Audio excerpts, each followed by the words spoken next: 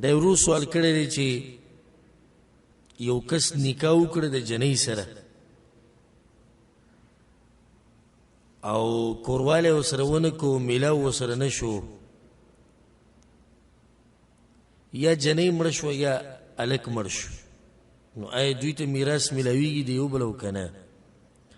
او که چېرته د هلک دې مړ شي نو بیا ورسره وایي دا مسلم ده چې دا ښځه به عدت تېروي او که نه الجواب چې کله نکاح وتړلی شي د هلک او د جنۍ په منځ کې او شروط او ارکان او هر څه پوری او په دوی کې یو مړ شو مخکې د میلاوېدو نه د خپل ملګري سره نو عقد د نکاح وسوم باقي دی نو دوی به د یو بل نه میراث اخلي ولې ولکم نصف ما ترک ازواجکم او بیا الله مخکې د زنانو هغه حصه ذکر کړې ده په میراث کې نو دې ځکه الله دا تفصیل نه دی کړی چې دا کومه ښځه ده چې کورواله ورسره شوې ده او که نه دی شوې دا تفصیل پکې نشته خو عامه خبره یې کړې ده نو میراث کې به ورته حصه میلاوي بیا مسله د عدت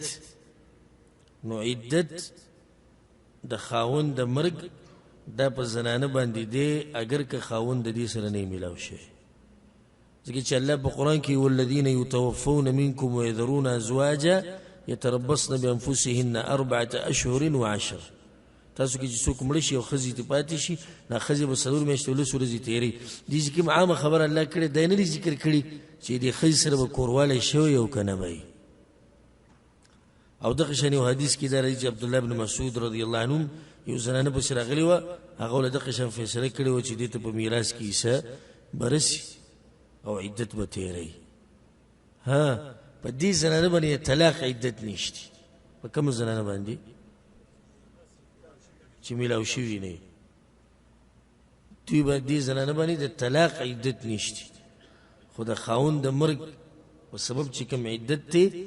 دا پیشتي والله اعلم